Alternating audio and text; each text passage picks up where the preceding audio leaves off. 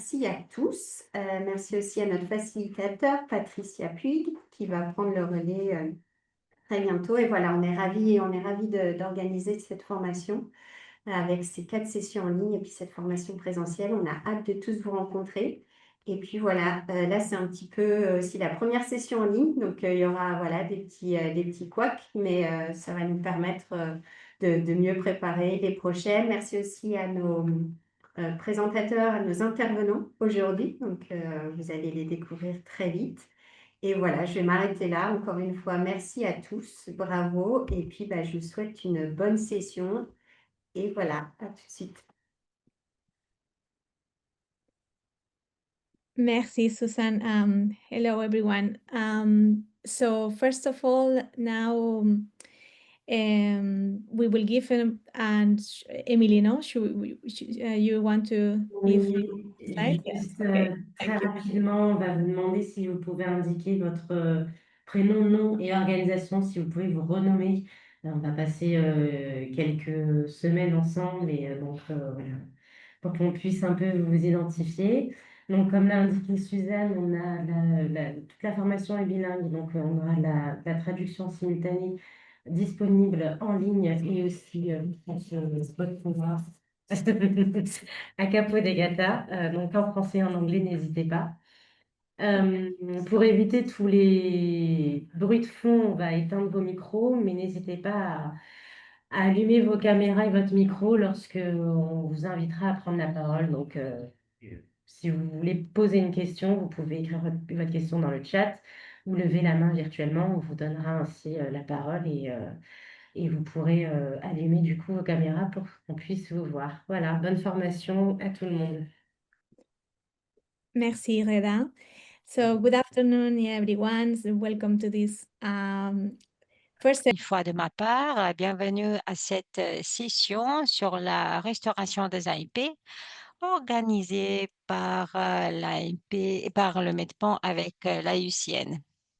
Et je suis Patricia Puig d'Océanogamie et je suis facilitatrice et on va se rencontrer pendant ces 4 sessions virtuelles et puis aussi en personne à Capo de Gata. Et je suis très contente qu'on va aussi se rencontrer. Alors, aujourd'hui, on va jeter les bases de notre formation. Tout d'abord, en parlant de pourquoi la restauration est nécessaire, pour voir aussi quels sont les principes de base et les motivations. Et puis, on va voir aussi les pratiques. Ici, vous voyez l'agenda de nos sessions virtuelles qui seront de 2 heures chacune. La prochaine sera consacrée aux techniques de restauration, et puis sur les études des cas, et puis suivi et évaluation, et puis planification stratégique et financement. Dans la formation en présentiel, nous aurons premier jour consacré à la gouvernance et les parties prenantes, puis visite terrain, puis suivi, évaluation et planification et financement. Donc, très bientôt, il y aura aussi l'agenda définitif, c'est pas encore prêt. Mais continuons donc avec notre première session virtuelle. Voilà l'agenda pour aujourd'hui. Donc, il y aura donc une première partie d'introduction et puis nous aurons 2 invités, Rémi Simide qui va définir donc les principes de base et puis Carole Martinez qui va définir les contextes, disons, réglementaires. Et puis, on aura un petit moment pour vos questions et aussi pour discuter. Et, et puis, on va donc vous donner la parole pour savoir pourquoi la restauration est importante. Et puis, on va clôturer avec de réflexions. Et voilà, on va aussi écouter vos contributions, quels sont vos défis majeurs, si vous avez peut-être des projets sur la restauration. Et voilà, donc on va commencer à aborder les sujets ensemble. Avant de commencer, je voudrais partager donc les objectifs d'apprentissage principaux d'aujourd'hui. Alors, On désire donc jeter des bases communes. On va voir tout d'abord pourquoi la restauration est nécessaire d'un point de vue écologique et des politiques. Et puis, on va voir quels sont les habitats clés de la Méditerranée qui sont plus pertinents pour la restauration. Puis, on va voir comment voir quand la restauration est appropriée, sur quelles sont les informations nécessaires pour évaluer ça. Et puis, on va voir aussi quel est les cadres réglementaires européens dans la matière. Et puis, on va donc réfléchir ensemble sur vos motivations et le challenge auquel vous êtes confrontés par rapport à vos AMP respectives. Donc, je continue. Avant de présenter les prochains intervenants, voyons voir les questions clés. Pourquoi restaurer? Et ça, c'est la question principale en fait. Alors, il y a plusieurs facteurs écologiques, sociaux et des politiques. Rémi, donc, va se concentrer sur les aspects écologiques, les outils aussi qu'on peut utiliser pour ça. Donc, Rémi, je vais les présenter. Alors, il est un chercheur auprès de l'Institut océanographique Paul Ricard. Et voilà, Rémi, je te passe la parole pour nous expliquer les bases donc écologiques de la restauration. C'est pas nécessaire, hein, donc on a déjà intégré tes transparents à notre présentation. Voilà, c'est déjà là. Merci et merci à vous toutes et à vous tous pour être là aujourd'hui. Alors, je vais vous parler donc de quoi parle-t-on lorsqu'on parle de restauration? Tout d'abord, et ça peut-être c'est la chose la plus importante, il faut toujours garder à l'esprit le fait qu'on vit dans un contexte socio-écologique vraiment complexe. Donc, cet écosystème se base sur des processus écologiques qui nous fournissent donc des systèmes, des services écosystémiques qui sont différents et différenciés et nous en avons besoin pour fonctionner, pour faire fonctionner nos sociétés. Et puis, nous utilisons la nature aussi, pour d'autres buts, pour l'énergie, par exemple, pour l'énergie renouvelable, mais aussi nous utilisons la nature pour, par exemple, des solutions basées sur la nature. Et cela nous permet d'avoir de mesures de gestion durable, de restauration et de protection. Prochain transparent, s'il vous plaît. Voilà. Alors, si vous travaillez dans une AMP, vous savez très bien qu'il y a donc un guide publié en 2021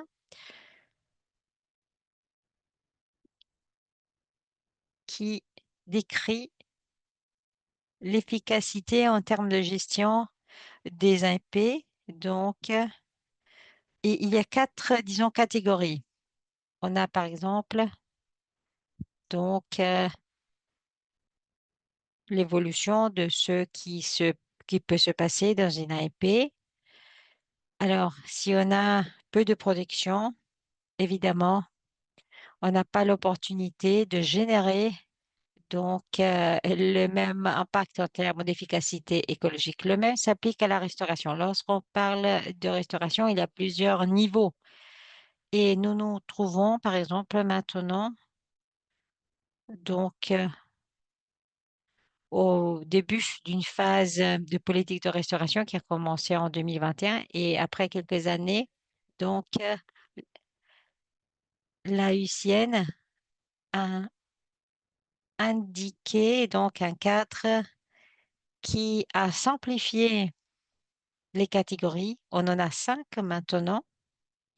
Et donc, on a la restauration passive, c'est-à-dire que tout ce qu'il faut faire, c'est de arrêter ou enlever les causes de dégradation de l'écosystème. Et donc, il faut juste donner la chance à l'écosystème, au singulier ou au pluriel, de devenir résilient de façon autonome pour avoir une restauration naturelle. Et puis, on a la restauration active, c'est un peu la même chose, mais en même temps, avec donc un soutien aux écosystèmes afin qu'ils puissent, disons, se rétablir plus rapidement, et cela en rajoutant, disons, en faisant des actions comme par exemple donc de greffe, par exemple. En tout cas, on fait des choses qui aident ces processus. Et puis, on a la restauration partielle, c'est-à-dire donc qu'on peut avoir deux mesures actives ou passives, c'est-à-dire que parfois, on ne peut pas faire beaucoup et car en fait, c'est vraiment compliqué en général de pouvoir rétablir complètement un écosystème. Et donc, souvent, on a des restaurations partielles. Mais en tout cas, on peut, disons, améliorer l'écosystème pour le faire rapprocher le plus à comment c'était à l'origine. Et ça, c'est important, surtout dans les cadres après d'où suivi. Et donc, les activités de restauration doivent être conçues de façon à pouvoir s'adapter, car parfois, les écosystèmes réagissent de façon surprenante et inattendue. Parfois, il y a des espèces qui, par exemple, réagissent de façon inattendue et donc qui ne répondent pas comme on s'attendait ou pas avec la vitesse à laquelle on s'attendait. Et alors, il faut adapter la mesure prévue. Et voilà pourquoi, donc, déjà dans la phase des conceptions de mesures de restauration, il faut prévoir ça. Et puis, il y a la réhabilitation. Et on essaye juste donc de rajouter des fonctions écologiques à ses propres écosystèmes, par exemple, pour réactiver le potentiel de reproduction du poisson dans une zone, par exemple. Et prenons par exemple les récifs artificiels qui, par définition, ne sont pas des écosystèmes naturels. Disons qu'ils essayent de reproduire certains écosystèmes, mais qui permettent donc d'être placés là où il faut pour rajouter une fonction. Si l'écosystème concerné est trop dégradé pour être restauré, ça c'est une possibilité. Et puis, on a par exemple créé un écosystème, c'est-à-dire qu'on peut passer d'un écosystème à un autre, on bascule. Il y a deux options possibles pour faire ça, mais par exemple, si on ne peut pas revenir à l'écosystème originaire, imaginons qu'on a, par exemple, une zone où il y avait de l'eau douce, mais maintenant il n'y a que de l'eau salée. Et alors, voilà, dans ce cas, il faut penser à un nouvel écosystème. Mais, et il faut aussi voir donc qu'il n'y ait pas donc d'écosystème productif. Par exemple, on ne peut pas vraiment rajouter certains écosystèmes qui seraient en contraste. Je vais vous donner des exemples de chaque option, de chaque catégorie, pour être plus clair. Alors, cet exemple concerne donc le lagon méditerranéen. Il y a donc une prairie de Cimodocéanodosa qui avait presque complètement disparu.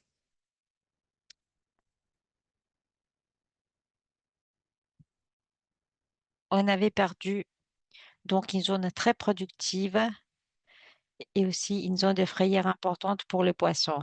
On a développé plusieurs activités, tout d'abord de restauration passive, et on a découvert que les sédiments donc passés et donc la matière organique et minérale donc ne s'est déposée plus là où il fallait. Et puis, et alors, on a défini des mesures de gestion pour aussi réglementer l'accès à ce lagon et puis à cette lagune. Et puis, on a ouvert sur la mer une débouchée pour voilà, éviter l'effet marée salant et pour faciliter donc le rétablissement donc de la prairie. Et puis, on a transplanté la nodosa au milieu de la lagune. Et puis, on a rajouté des récifs artificiels à deux endroits, donc au milieu de la lagune, dans une zone naturelle, et un deuxième récif dans une zone exploitée, un port. Alors, pourquoi je vous montre ça? Parce que chaque mesure prise et mise en œuvre a généré des bienfaits spécifiques. Par exemple, donc le petit récif artificiel, la mesure de réhabilitation, a généré de fonctions écologiques très rapidement.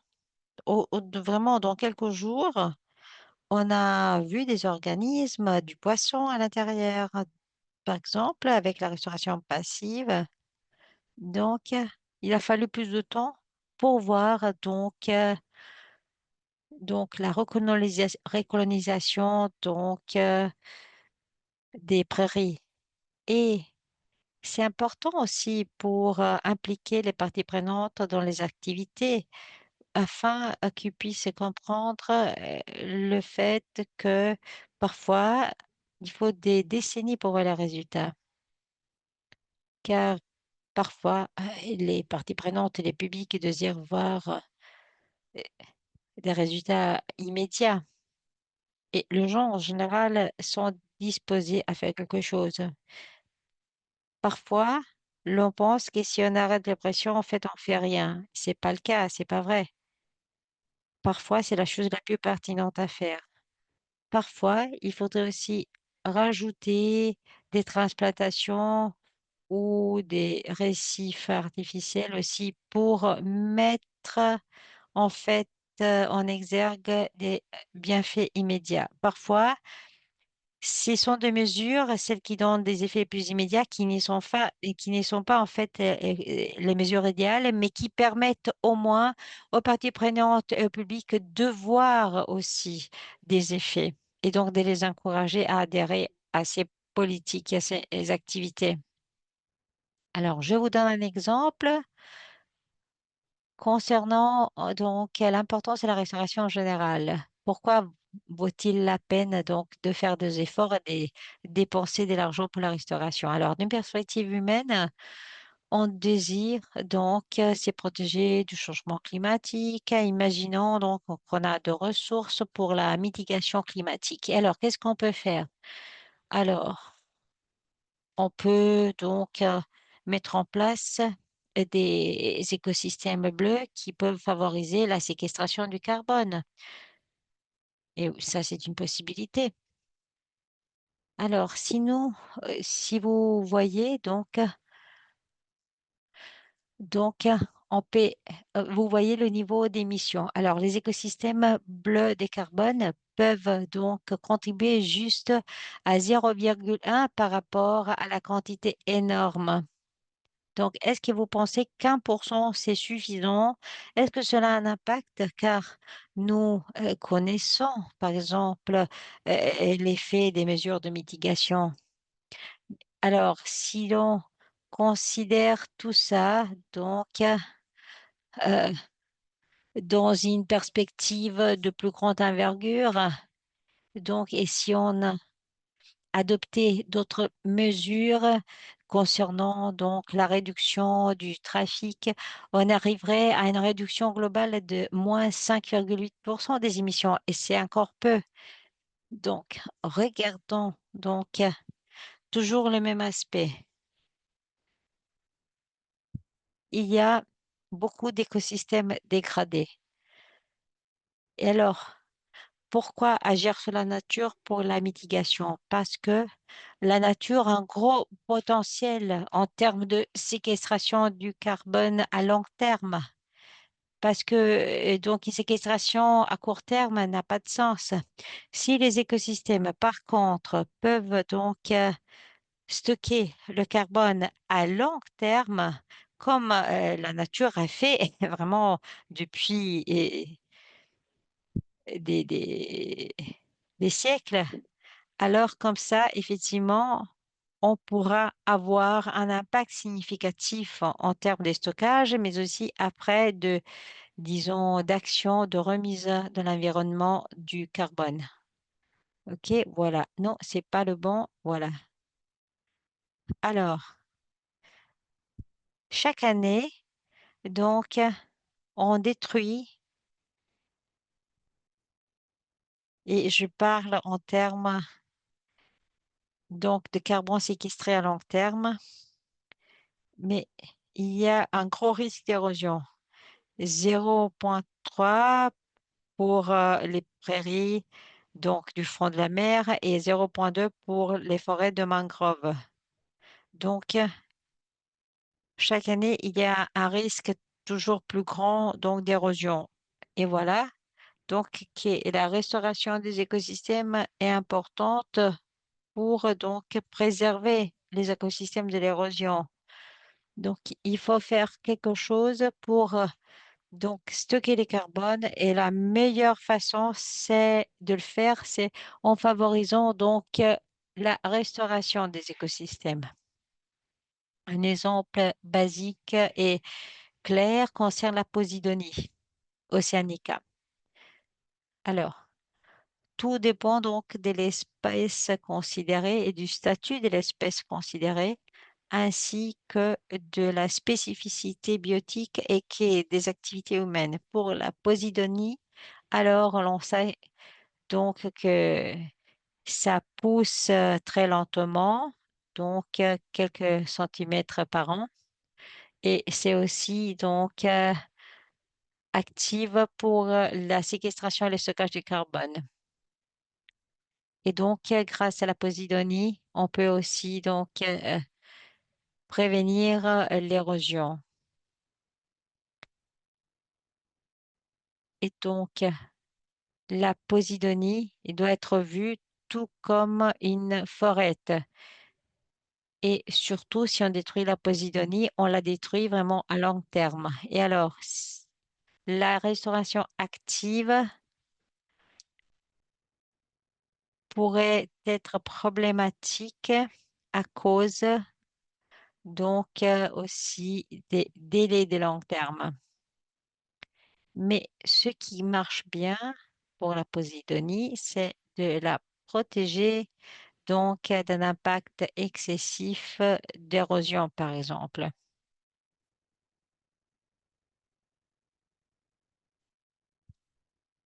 Oui, ici, vous pouvez cliquer sur le code pour accéder à une plateforme que l'on a développée et vous pouvez voir quels sont les services écosystémiques développés par un écosystème, les risques et aussi il y a un arbre des prises de décision pour mieux comprendre ce que vient de je vous expliquer, mais qui est abordé de façon plus détaillée. Car en fait,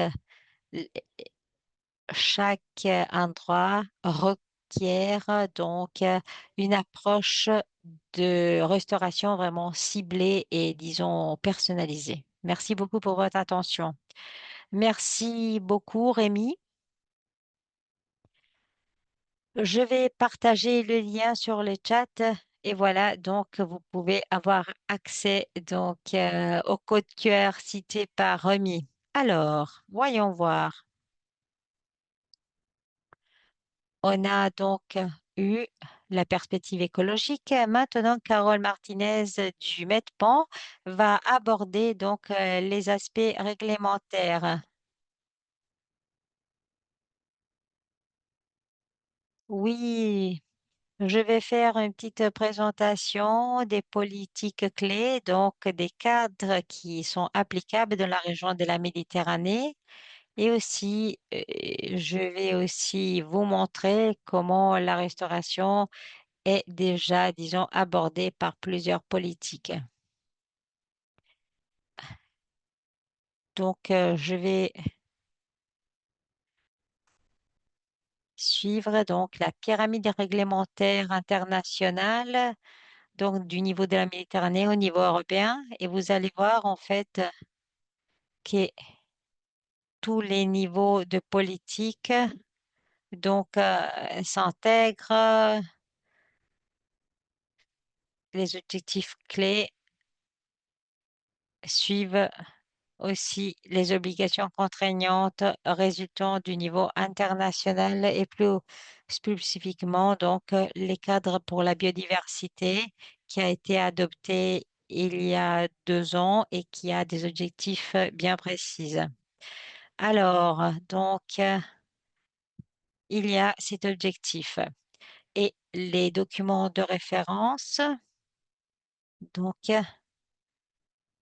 a été adopté dans le cadre de la Convention sur la biodiversité, dans le cadre donc du cadre mondial pour la biodiversité et se concentre sur la restauration. Au niveau international, toutes les parties et tous les pays signataires de ce cadre se sont engagés à restaurer 30% de tous les écosystèmes dégradés, donc y compris les écosystèmes marins et côtiers. Et voilà donc l'ambition est de fournir et mettre en œuvre des mesures de restauration efficaces pour améliorer la biodiversité, les fonctions, les services écosystémiques, l'intégrité écologique et la connectivité. Voilà les références clés pour les parties, les pays signataires, ainsi que les obligations clés pour la mise en œuvre et l'obtention des objectifs. Et cet objectif est considéré aussi par les autres niveaux réglementaires et donc concerne aussi cette réglementation sur la restauration de la nature. Voyons voir qu'est-ce qui se passe dans la région de la Méditerranée et plus spécifiquement dans le système de la Convention de Barcelone. Donc, je parle de système car au-delà de la Convention de Barcelone, il y a toute une série de protocoles et de stratégies qui ont été adoptés, et cela pour mettre en œuvre le texte de la Convention de Barcelone de façon plus spécifique et par secteur. Alors, pour ce qui est donc de la restauration, il y a des activités qui sont déjà citées de façon indirecte dans la Convention de Barcelone. Ce texte inclut des obligations visant l'amélioration et la réhabilitation donc des écosystèmes marins et côtiers. Lors de l'adoption de la Convention de Barcelone, il y avait des références indirectes à la restauration, même si ce terme n'était pas cité de façon claire. Et puis, on a adopté des protocoles pour la mise en œuvre de la Convention et les protocoles font référence à la biodiversité, aux AIP, et il y en a un adopté en 95 qui inclut et aussi la restauration. Et il y a donc aussi la spécification, donc il y a aussi une référence précise au rétablissement des espèces. Donc ce document est beaucoup plus précis et concerne donc le rétablissement spécifique de certaines espèces par la restauration. Et puis, il y a le protocole sur les zones côtières adopté en 2008 et se réfère clairement à la restauration des habitats et des écosystèmes côtiers. Et donc, petit à petit, le terme restauration devient plus clair, plus explicite dans les différents textes. des protocoles qui ont été adoptés dans le cadre de la Convention de Barcelone. Et puis, on en a un adopté en 96 sur la pollution. Ici, il n'y a pas de référence directe, mais implique la restauration car on parle de réhabilitation de zones dégradées par la pollution. Et puis, il y a, ça c'est plus proche, disons, de notre époque, il y a deux stratégies directes qui ont des références juridiques claires à la restauration.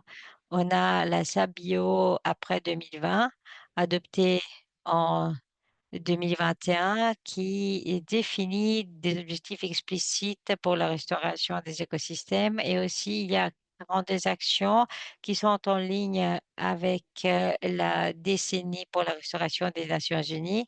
Et puis, il y a une autre stratégie pertinente adoptée par les pays dans le cadre de la Convention de Barcelone, toujours adoptée en 2021 et qui concerne donc la stratégie AIP et OSM après 2020. Donc, ce sont les autres mesures de conservation efficaces OSM.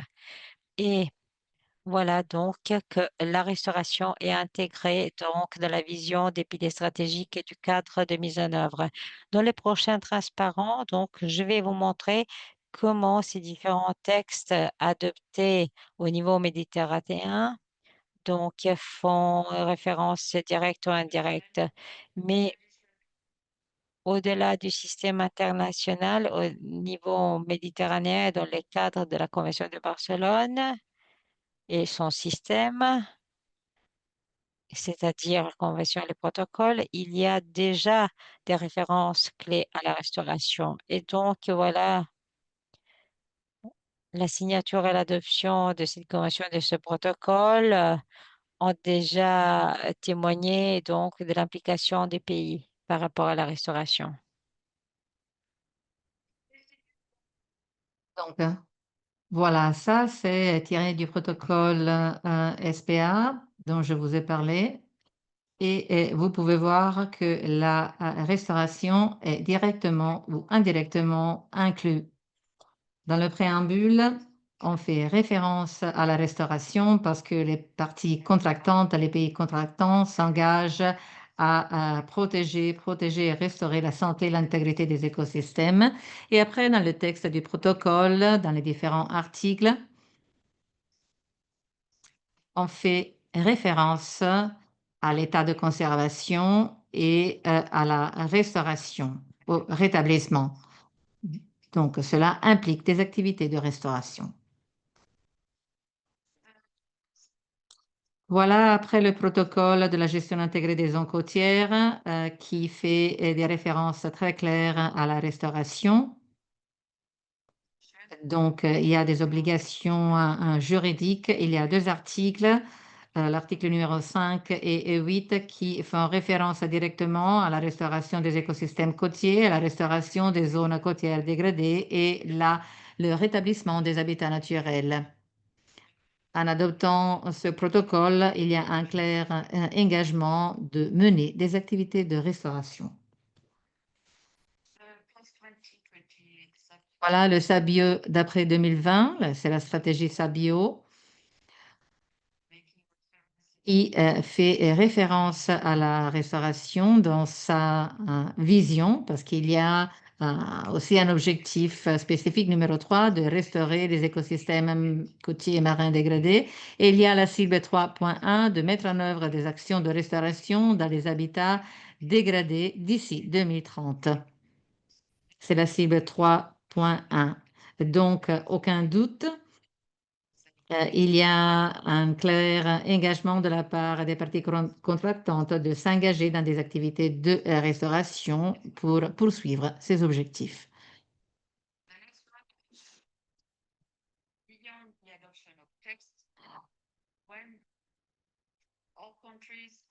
Quand tous les pays se rencontrent à la conférence des parties, il y a des décisions qui sont prises. Et pendant la dernière réunion des conférences des parties de la Convention de Barcelone, il y a eu une décision qui a fait une référence claire à la restauration sur le réseau ASPIM, donc les aires spécialement protégées de Méditerranée.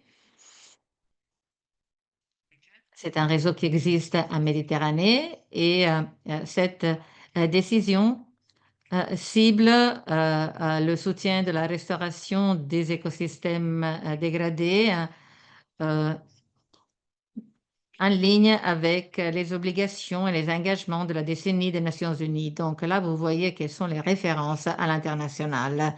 Et au-delà de cette décision, il y a aussi une déclaration ministérielle, et cela a été adopté en 2023 à Porto-Roge, qui fait une référence claire et s'engage clairement à bloquer la dégradation et restaurer la biodiversité côtière et marine pour atteindre 30% de la gestion et de la conservation efficace des zones marines et côtières. Donc, c'est une obligation contraignante pour les parties.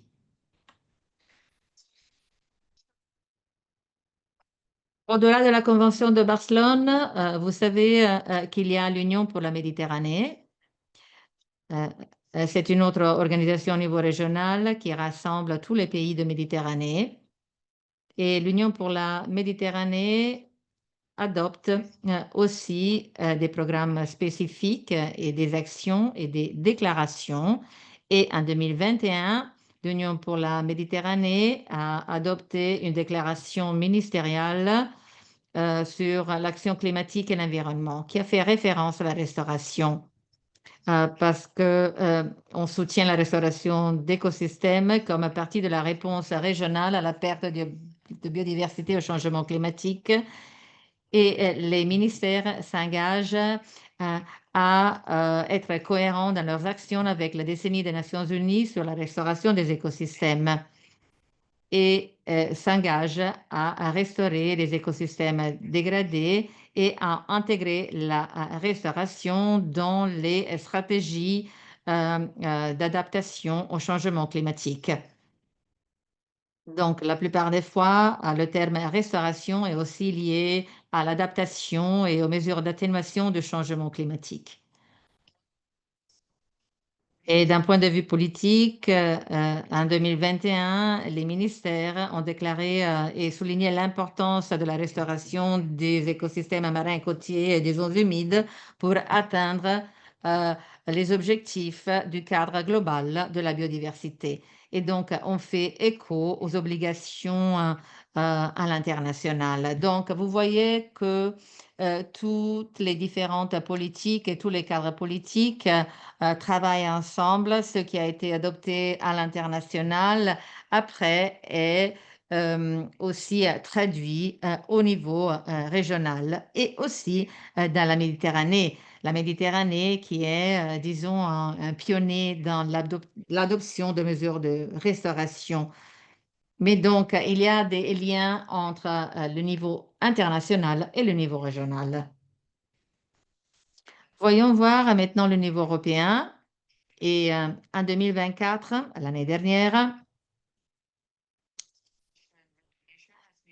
le règlement sur la restauration de la nature de l'Union européenne a été adopté.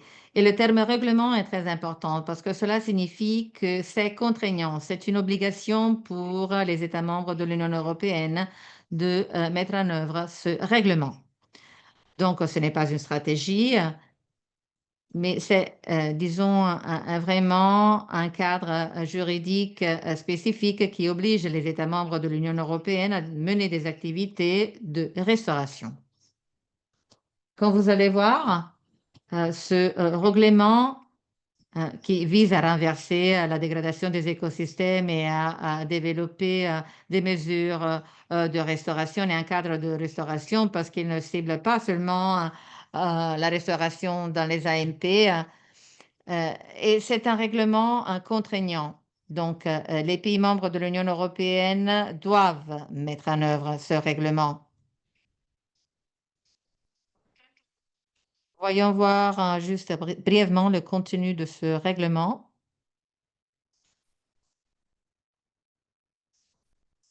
Alors là, vous pouvez voir qu'au niveau européen, l'idée, c'est très ambitieuse parce que au-delà des cibles et des objectifs, il y a aussi des échéances. Donc, les États membres de l'Union européenne doivent restaurer 30% des écosystèmes dégradés d'ici 2030, 60% d'ici 2040 et 90% d'ici 2050.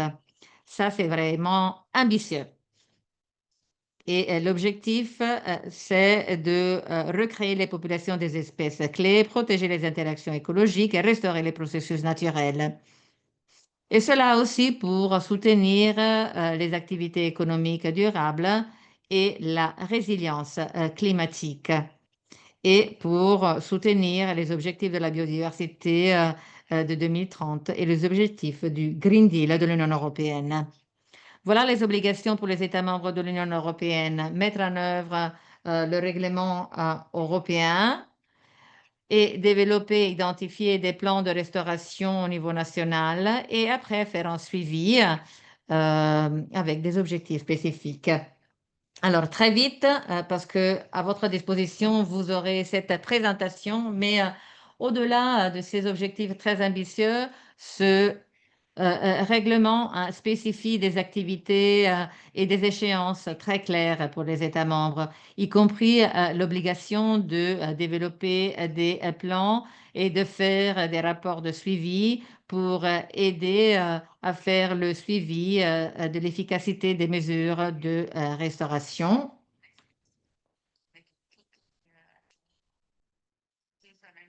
Et voilà. Voilà, là, c'est les cibles pour 2040 et pour 2050.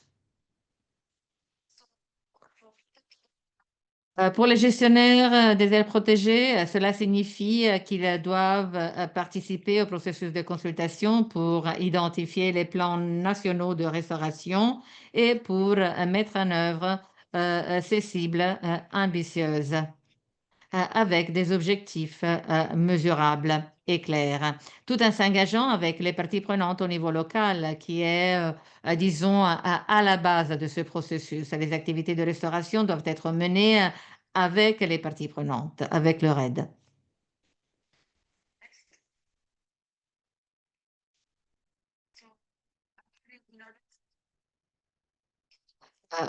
Pour aider notre communauté de gestionnaires et des parties prenantes des AMP, nous avons proposer le contenu de ce règlement dans une note qui est publiée sur notre site web, qui est à disposition en français et en anglais.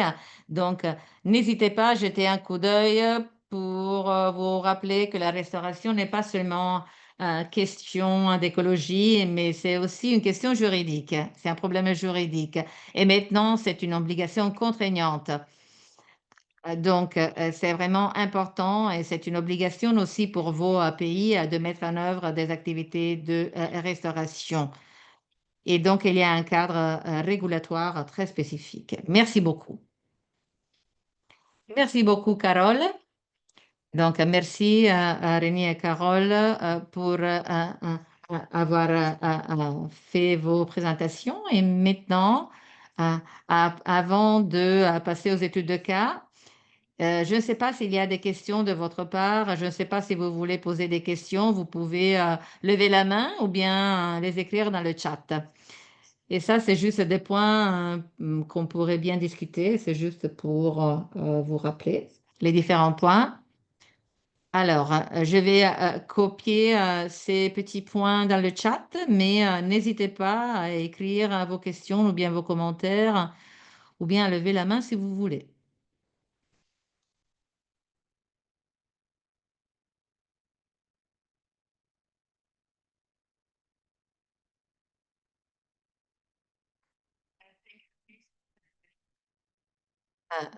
Oui, je crois que les deux présentations étaient très claires, hein, si vous n'avez pas de questions. Je ne sais pas. Oui, merci. René, j'ai une question sur les outils que vous avez développés.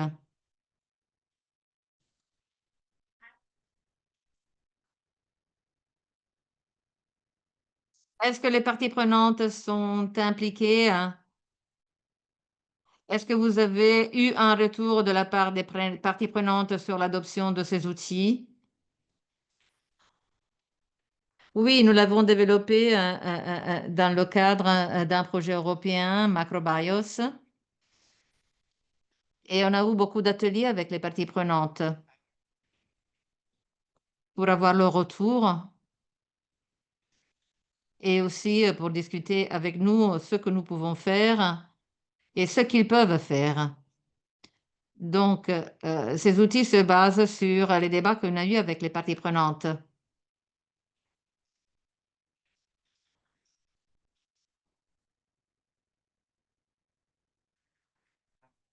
Ces outils sont importants parce qu'ils donnent un cadre assez clair. Parce qu'on a toujours entendu parler de la restauration, mais c'est tout, hein. Et nous faisons de la restauration, mais c'est tout. Mais cela ne signifie rien. La restauration ne signifie rien toute seule. Qu'est-ce qu'il faut faire exactement? C'est ça qu'il faut comprendre. Mais les personnes ne savent pas très bien ce que nous avons dans les écosystèmes et dans le contexte socio-économique qui se trouve près des écosystèmes. Donc, sans avoir ces connaissances, on ne peut pas vraiment bien comprendre quelles sont les activités de restauration à mener pour atteindre les objectifs. C'est un outil éducatif, disons, pour rappeler les personnes ce qu'on trouve dans le contexte et quels sont les points de base desquels ils doivent se rappeler. OK, merci. Je ne sais pas s'il y a des questions de la part des participants pour les deux intervenants. Ah, j'ai une question. Moise. Moise. Oui, bonjour. Tout d'abord, merci pour les deux introductions, si je peux dire, celle de Rémi, donc d'un point de vue purement technique, disons, et celle de Carole, le cadre qui régit actuellement, le cadre institutionnel et réglementaire à l'échelle régionale, internationale.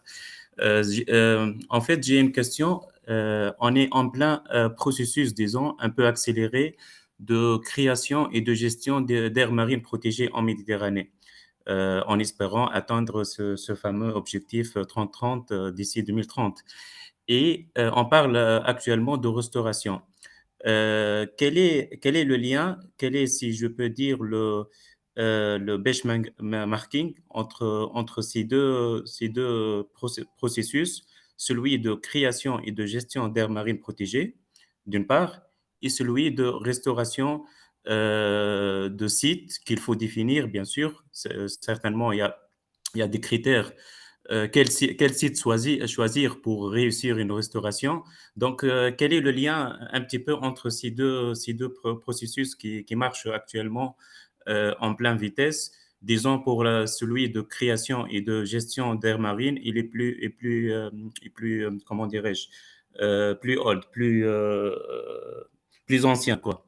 Donc, quel est le lien qu'on peut développer parallèlement entre ces deux processus pour atteindre les objectifs? Et merci. Thank you. Après Rémi, comme ça. Merci. Merci Suzanne. Merci Moïse pour cette question très pertinente. En fait, il y a une très grande complémentarité. Lorsqu'on parle de restauration, grosso modo et schématiquement, il y a deux grands types de restauration. La restauration active, où on a une action directe, volontaire de restauration d'écosystèmes, de réhabilitation d'espèces, et une restauration dite passive, de restauration indirecte. Et généralement, cette restauration passive s'établit dans les aires marines protégées, parce que les aires marines protégées, de par leur gestion, lorsqu'elle est efficace, bien sûr, contribuent à la préservation et à la restauration des écosystèmes, des habitats et des espèces. C'est ce qui a été en fait capturé très clairement dans la régulation européenne relative à la restauration, puisqu'elle a bien défini justement ces deux grands types d'approches de la restauration, restauration active, restauration passive. Et par ailleurs, pour poursuivre ma réponse, ce cadre européen qui est en fait aussi intéressant à voir, à utiliser au-delà de l'Europe, puisqu'il est très organisé, très méthodique, très structuré. La restauration, selon cette régulation, elle s'applique au-delà des aires protégées. On n'a pas besoin nécessairement d'une aire protégée pour faire de la restauration, mais ce sont des lieux souvent privilégiés, soit de manière passive, soit de manière active aussi, puisqu'au sein des aires marines protégées, il peut très bien y avoir, et c'est déjà le cas, des actions actives, concrètes de restauration écologique. Donc en fait, le lien, il est très fort, puisque les deux sont complémentaires et qu'il peut y avoir aussi de la restauration active au sein des aires marines protégées. J'espère avoir clarifié ce point, moi, sinon il ne faut pas hésiter. Oui, oui, oui, merci, merci, merci. Bien sûr, Avec nous, en plaisir. tant que gestionnaire, c'est très important pour nous de ces réponses parce que ça nous permet aussi de voir, d'anticiper le futur des actions qu'on fait actuellement à l'occasion de gestion d'aires marines protégées. Dans notre cas, il s'agit de l'archipel de la Galite au nord de la Tunisie, Oui, par exemple. Voilà. très bien.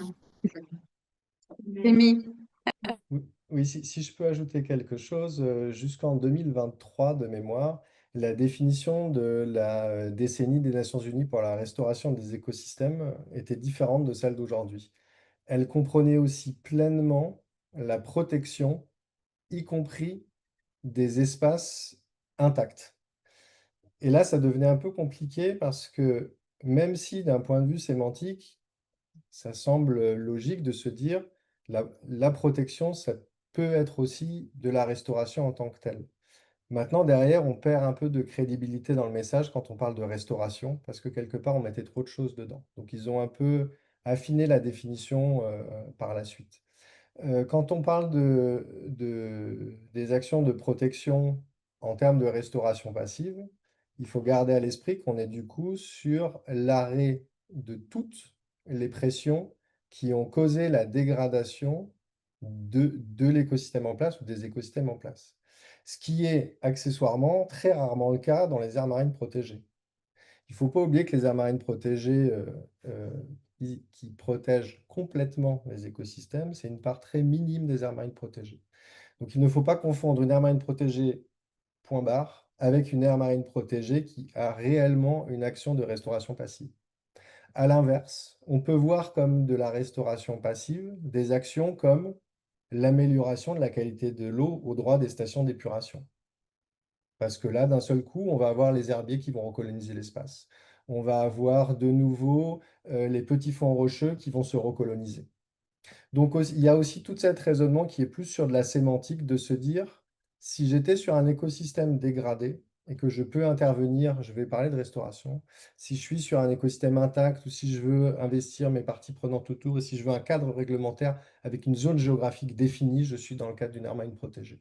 En fait, on peut un peu mixer tout ça, mais il faut toujours avoir sa propre stratégie à l'esprit et connaître, encore une fois, son tissu d'acteurs sur un site pour savoir comment leur parler, même si au final, c'est les mêmes actions qui peuvent avoir lieu sur le terrain.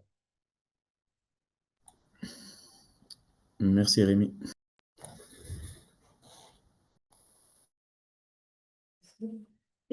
Merci Rémi, merci Carole. Et puis peut-être aussi, je sais que souvent, quand on a des discussions à mettre entre restauration passive et active, il y a aussi le fait que pour la restauration active, il faut de la restauration passive, restaurer un endroit dégradé. Si on n'enlève pas les pressions, bah, finalement, ça ne sert pas à grand-chose. Et du coup, de toute façon, on parle de restauration, il va falloir, voilà, à la fois, et c'est bien ce que tu soulevais, Rémi, quand tu disais que il faut de la restauration passive pour enlever les pressions, mais il faut aussi montrer qu'on fait des choses, enfin voilà, en vraiment caricaturant et en faisant un sommet rapide. Mais je dirais qu'il y a beaucoup d'overlap entre la protection et la restauration, entre les objectifs 30-30 en termes d'aires marines protégées, en termes de surface, et puis ces objectifs ambitieux en termes de restauration. Mais en tout cas, il est certain que la plupart des pays vont aussi se positionner pour atteindre par leurs objectifs de restauration via les aires marines protégées. Donc, c'est d'où l'intérêt de cette formation et de vous donner voilà, des éléments en main pour mieux comprendre d'une part tout ce contexte politique Et puis, au niveau technique, comment mettre ça en œuvre? Parce que vous allez être sollicité. Les pays vont devoir rendre leur plan d'action en termes d'atteinte d'objectifs de restauration, en tout cas pour les pays européens. Mais on sait que la Convention de Barcelone, après, souvent, elle s'aligne, ou en tout cas, elle s'inspire de ce qui est fait au niveau européen. Et que les aires marines protégées vont jouer un rôle important. Donc, on va essayer ensemble d'avoir tous les outils et les soutiens disponibles pour aider dans cette tâche. Rémi, oui, je vois. Oui, si j'ai le temps pour une dernière image. Euh, Quand on parle entre restauration passive et restauration active, je rejoins complètement ce que tu viens de dire et c'est malheureusement trop rarement pris en compte. Il faut se dire que quand on restaure un écosystème dégradé, c'est comme restaurer une maison après un accident de toiture. La toiture a été arrachée, il y a eu des infiltrations d'eau parce qu'il a plu. Aujourd'hui, beaucoup d'activités de restauration dans la nature vont être, si on le réfléchit dans mon exemple de maison, commencer par refaire la peinture. La prochaine pluie, tout est de nouveau abîmé. Ça semble extrêmement logique quand on parle de rénovation en termes d'habitation. Quand on parle de restauration de la nature, et encore plus en sous-marin, parce que quand c'est sous l'eau, la plupart des gens ne le voient pas. Donc c'est très facile de contourner les raisonnements. Il faut vraiment arrêter les pressions d'abord, donc réparer la toiture, et ensuite s'intéresser à rénover à l'intérieur, donc faire cette fameuse restauration active si la nature ne peut pas se restaurer rapidement d'elle-même. Parce que c'est là où, encore une fois, les humains, on veut intervenir. Nous, on adore faire les choses, se dire que la nature vit grâce à nous, qu'on est là pour réparer la nature, mais ne jamais oublier qu'un écosystème, ça peut se réparer tout seul. Ça a ce pouvoir de résilience. Et donc là, on fait aussi énormément d'économies en termes budgétaires, puisqu'il faut faire des allocations budgétaires, hein. On n'a pas des sommes d'argent infinies. Et une fois qu'on a eu le courage d'arrêter les pressions, c'est ce qu'il y a de plus difficile à faire. Parce qu'on se met la plupart des parties prenantes à dos, hein, parce qu'on va limiter la pêche dans certains cas, parce qu'on va limiter certaines pratiques, l'ancrage, on va réduire les pollutions en sortie de station d'épuration, ça coûte beaucoup d'argent, personne ne le voit, etc. Quand on a réussi à faire cet effort-là, derrière, on n'a pas forcément besoin de faire plus.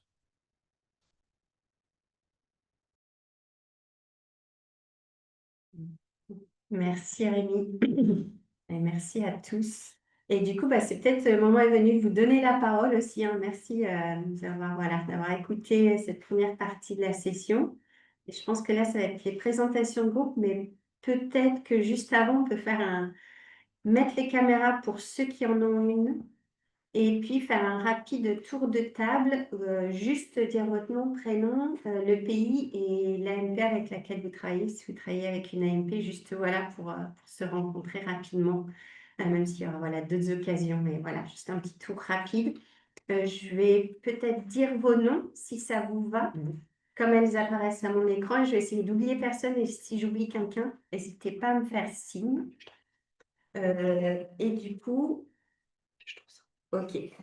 Je suis les conseils de mon collègue. Donc, Ali, si tu veux te présenter, Ali Badreddine.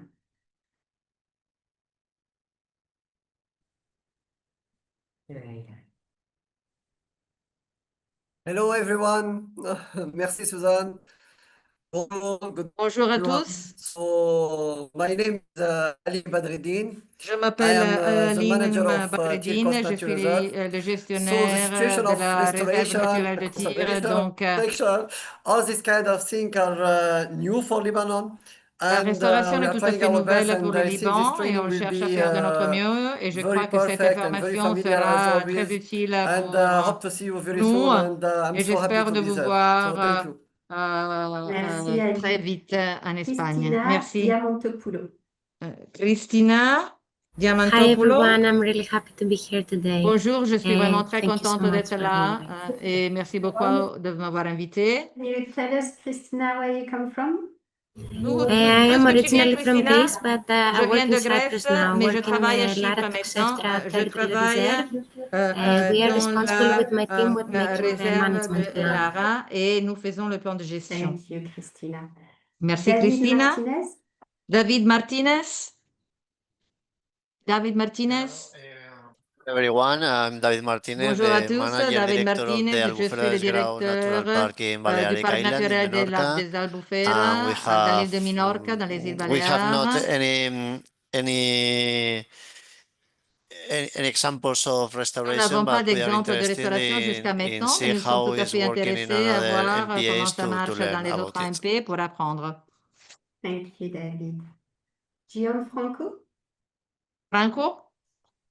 Hi everyone, I am Bonjour à Gianfranco. tous, I'm from Gianfranco. Sicily in Italy, Je and suis de I work Sicile en in Italie et Plemirio Marine je Protected Area. We travaille dans stay in l'AMP the de southern part of Plemirio. Nous sommes Sicily. dans le So sud really de la happy Sicile. to can understand and to Je learn suis très something content from you all. d'apprendre quelque chose de vous tous. Merci. Thank you.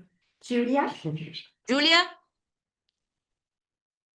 Julia? Everyone. Bonjour à I'm tous. Giulia Visconti Je suis Giulia by Visconti Capo Milazzo MPA. de I'm Capo Milazzo, director de of l'AMP de MPA. Capo Milazzo. Je suis I'm la very directrice happy de to l'AMP. Je work suis très with us, contente de travailler you. avec vous. And I think that these training courses are Et je very, crois very que cette interesting. Thank formation you. sera très intéressante. Thank you, Julia. Merci. Labrina? Laurina? Hello everyone, I am Bonjour Labrina à Ghedina tous, from je suis Albania. Labrina I'm Ghedina de biologist l'Albanie. in Je Regional suis Protected Area biologiste of Flora. This training dans is l'AMP very de important Flora. for C'est me une formation because très importante pour moi I am a monitoring parce specialist for two marine je parks suis in Albania. One expert de is suivi pour deux parcs National marins en Park Albanie, Karaburun-Sazan le and parc Porto naturel Palermo de Natural Park. It's Carabono-Sazal very, et le very parc naturel de important, Porto this Palermo. restoration for C'est other. deux sites qui méritent beaucoup d'activités de restauration. Labrina. Thank Then you. MSI, and I wonder, j'ai MSI, je pense que c'est peut-être Amel. MSI, Amel, je crois, je Salut, sais pas. oui, c'est moi. Bonjour, cousine. Bonjour, cousin. Donc, j'ai un souci avec la caméra. C'est Amel Medeni, directrice de l'établissement de gestion de l'aire marine protégée Rejgoun, récemment créé en Algérie. Et salut, voilà. Merci, Amel. Et Moès? Bonjour, j'ai le même problème en fait, j'arrive pas à faire fonctionner ma caméra, mais c'est pas un problème, je connais déjà beaucoup d'entre vous me connaissent et pour le reste, j'espère qu'on va se connaître en Espagne peut-être. Donc je suis Moaz, coordinateur de projet pour l'association Méditerranée Action Nature, qui est le co-gestionnaire avec l'APAL, l'agence institutionnelle l'agence de protection d'aménagement du littoral en Tunisie, qui est chargée de la création de gestion des aires marines en Tunisie. On travaille en couple, donc en binôme, entre ONG et donc organismes institutionnels. Et on est à la charge de la gestion de l'archipel de la Galite, qui est une ASPIM, une île un peu isolée, mais il y a beaucoup d'attractions là-bas, beaucoup d'intérêt aussi. Et on vient déjà de clore nos 5 ans de financement Medfund pour cette aire marine protégée. Donc, on va entrer, Inch'Allah, pour une phase de consolidation 2026-2031. C'est vraiment, ça tombe à pic. En plus, on est en train d'actualiser le plan de gestion, notre plan de gestion. La deuxième actualisation, c'est-à-dire on est dans le 3e plan de gestion de cette île. On n'a pas d'activité de restauration. On espère voir les expériences des autres, que ce soit nord, sud, est, ouest. Et après, peut-être ça va nous inspirer pour faire rejoindre les activités qu'on fait actuellement de gestion régulière avec peut-être une action de restauration qui ne peut que nous aider, qui ne peut que faire un pas de plus pour la bonne gestion, la bonne gouvernance, le bon état écologique de ce site. Donc voilà, et on espère par ça contribuer un peu choya, même infinitésimalement, dans l'objectif global des gestionnaires d'aires marines protégées en Méditerranée pour espérer atteindre cet objectif très, très ambitieux, l'objectif 30-30. Voilà. Désolé si j'étais très, très lent. Mouloud? Bonjour à tous. Alors, je suis Mouloud Ben Abdi de l'Algérie. Je suis biologiste marin. Je suis ici à titre de consultant ou de conseiller pour la jeune réserve marine de Rejgoun, située en mer d'Alboran, à l'extrême ouest de l'Algérie. Donc, comme c'est une jeune aire marine protégée. Donc, vous le savez, on est en pleine phase de construction et de renforcement de nos capacités. On est en train de planifier l'avenir de cet espace. Donc, ça nous intéresse fortement de partager avec vous, avec tout le monde, les collègues de la Méditerranée, les techniques de restauration, la vision de la restauration. Étant donné qu'on est situé au sud de la Méditerranée, nous ne sommes pas vraiment dans cette optique, mais c'est toujours très intéressant de partager avec vous ce qu'on a de meilleur et de prendre de vous ce qu'on peut prendre pour s'inspirer. Merci. Merci, Mouloud. Najib? Bonjour tout le monde, Najib Benayed d'Algérie, je suis de l'association Écologie sans frontières, une association scientifique qui est co-gestionnaire de l'art marine protégée de TESA. On n'a pas vraiment d'expérience sur la restauration marine, par contre on a beaucoup travaillé sur la restauration côtière où on avait déjà un petit projet de restauration des dunes côtières de la zone humide de Bni Beled, qui est un site classé Ramsar, c'est une zone côtière. On a fait un travail sur soit fixation mécanique ou fixation biologique. Je suis très ravi d'être parmi vous et de renforcer mes capacités. Voilà. Merci. Merci, Najib. 11? J'espère que je prononce bien. Yes, Hans. Je suis une éco-garde, biologiste marin. Je travaille dans une ONG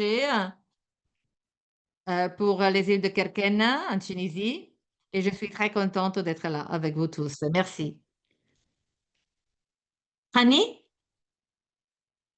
Rani?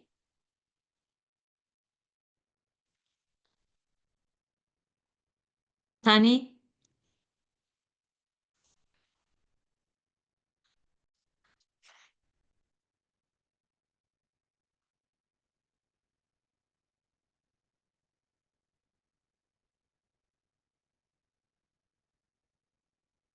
Saoul? Allô? Allô, bonjour? Rani? It's good to see all of you. I'm Ranim from Lebanon. Je suis I'm Ranim a du marine Liban. biologist. Je suis I biologiste work with the marine. Abbasie Coast Nature Je Reserve. It's travaille the newest avec marine la protected area in réserve des Lebanon, côtes actually. de And we're Messine, quite young. qui This is est très going to be a nouvelle. very important Nous sommes experience for très us jeunes, because we donc look c'est forward une to a très lot bonne of expérience pour nous parce restoration que projects, especially that we euh, have one of the last euh, coastal dunes, prominent coastal nous dunes in avons Lebanon. déjà So travaillé sur it's quelques very projets de important to work on this. restauration, We don't surtout sur les have a dunes lot of data côtières au yet because Liban. we're quite a Et bit nous n'avons young. pas encore beaucoup So de we're données looking parce que nous forward to sommes très learning a jeunes lot about et donc nous this avons approach. hâte Thank you so much. d'apprendre quelque chose de nouveau. Thank Merci you, beaucoup de Ranim. nous avoir accueillis Saoul? parmi vous. Saoul? Hi Saoul? all, thank you for your invitation and for this Merci great beaucoup, merci beaucoup opportunity. de My m'avoir name is invité. Saul. Je I'm m'appelle responsible Saoul. for Je monitoring suis activities in responsable des Miramar activités de MPA, suivi dans la MP de and we Miramar. are already conducting and we already conducted some Nous avons déjà restoration mené actions quelques actions regarding de marine forest restauration and sur mollusks les forêts like marines et les Pinna nobilis. So mollusques thank you for comme this Pinna nobilis. opportunity and Donc, hope merci to de see you cette soon in the opportunité. field. J'espère de vous voir Thank you, Saoul. très vite sur le And terrain. then Setidi? C'est Titi?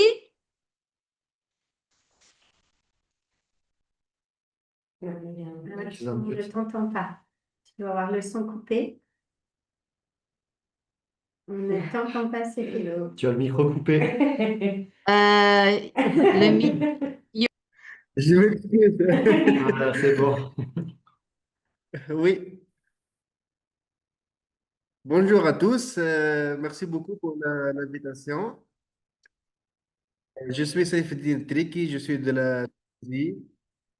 Je suis l'un des éco-gardes au sein de l'association Notre Grand Bleu, co-gestionnaire dans l'AMCP Curiat.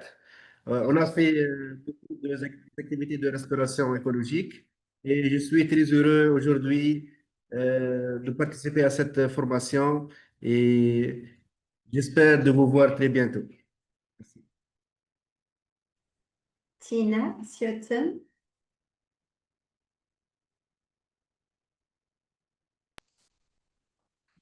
Hi everybody. Bonjour à tous. Tina de Croatie, de l'Institut public de la nature de la comté de Šibenik. Nous gérons plus de 20 AMP. Nous gérons non seulement les AMP, mais aussi les aires protégées terrestres.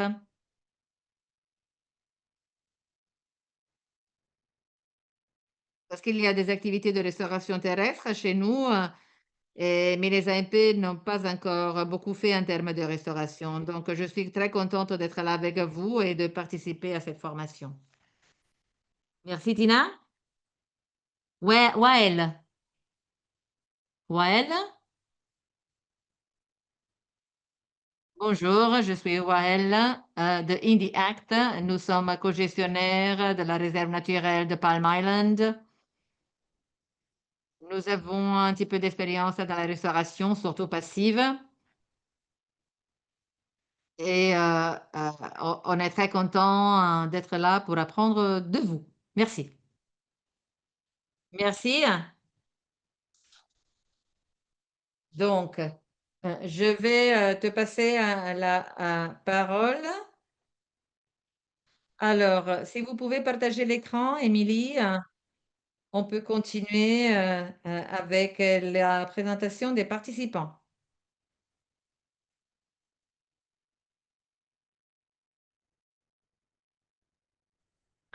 Merci beaucoup. Le transparent prochain.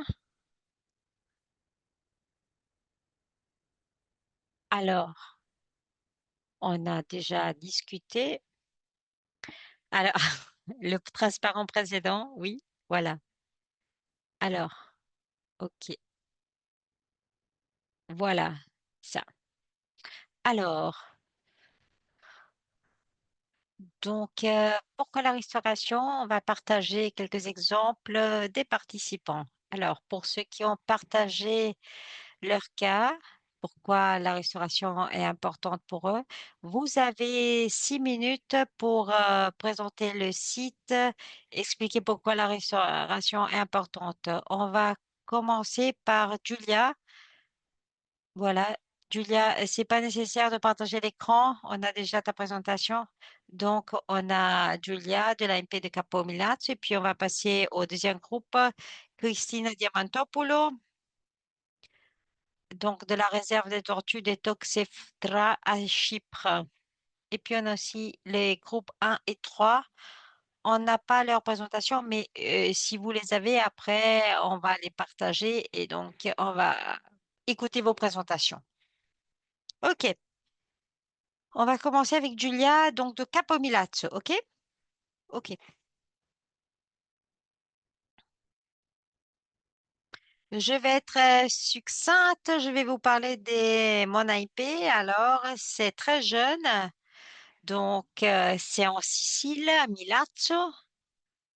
Donc, c'est toute petite, donc vous voyez 7,55 km². Donc, l'AMP a été créée par une institution, donc c'est un organisme public. Elle a été établie en 2019 et la gouvernance est représentée par un consortium composé de l'université de Milazzo, pardon, l'université de Messina, puis la municipalité de Milazzo et Mare Vivo. Mare Vivo, c'est une ONG nationale.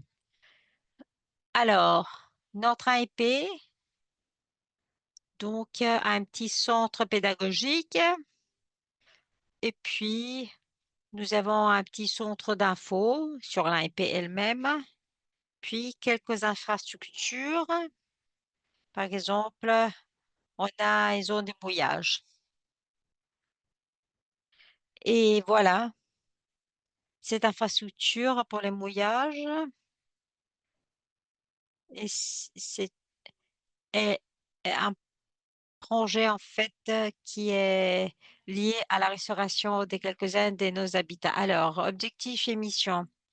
Alors, en fait, on les partage avec vous tous par rapport à la préservation de la biodiversité, des habitats marins, puis soutien de la pêche, des ressources marines, restauration donc des habitats côtiers marins sensibles, soutien de la recherche scientifique.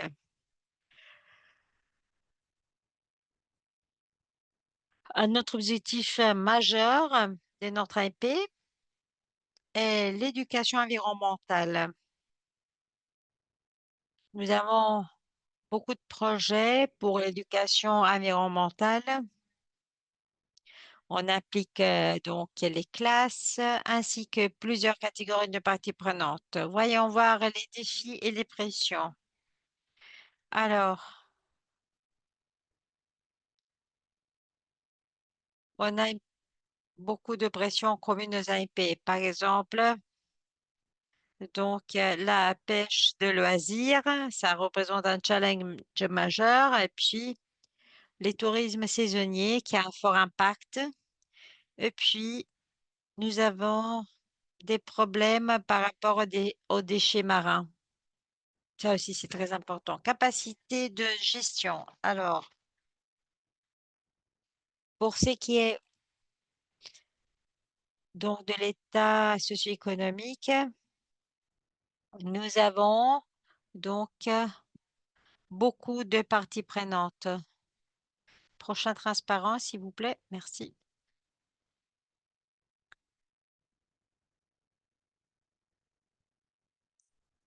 On a des habitats prioritaires comme les herbiers des Posidonies, puis un récif rocheux et d'autres récifs coralligènes. Puis, on a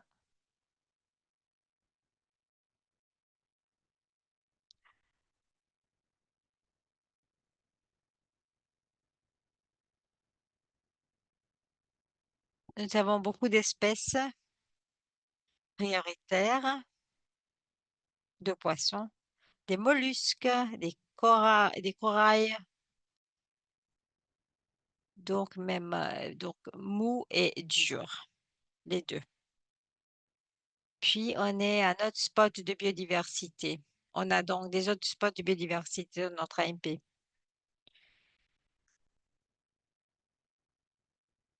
On a une convention scientifique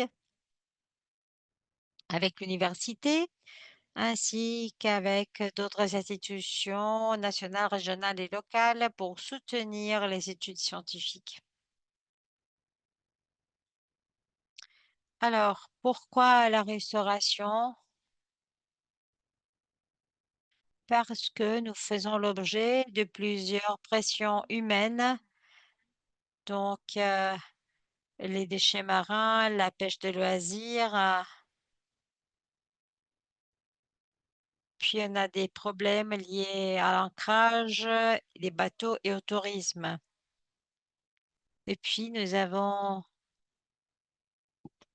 remarqué la dégradation des herbiers de Posidonie ainsi qu'une certaine mortalité des corails, et cela au cours de la dernière année. Grâce à notre plan de gestion,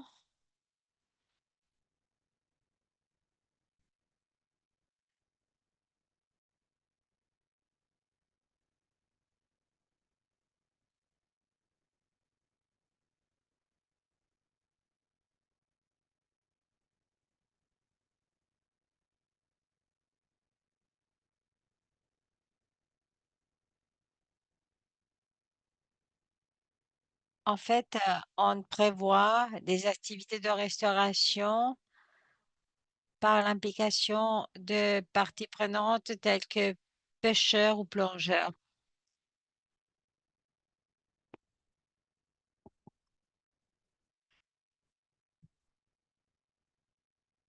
On désire restaurer et protéger la Posidonie, les habitats coralligènes, les coralligènes. Et puis aussi, on voudrait créer un plan de gestion visant la résilience et impliquant les parties prenantes. Puis on voudrait réduire les pressions locales humaines sur l'AMP.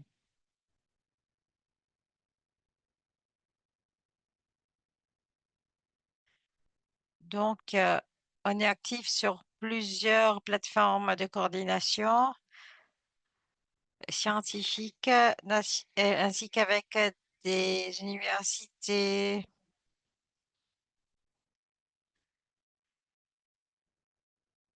des départements régionaux de l'environnement ainsi qu'avec des associations locales. Puis, nous avons une plateforme de collaboration dans les domaines du tourisme pour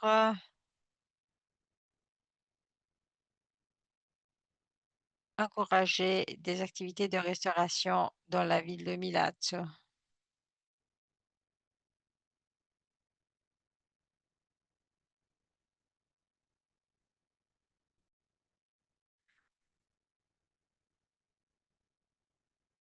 On prévoit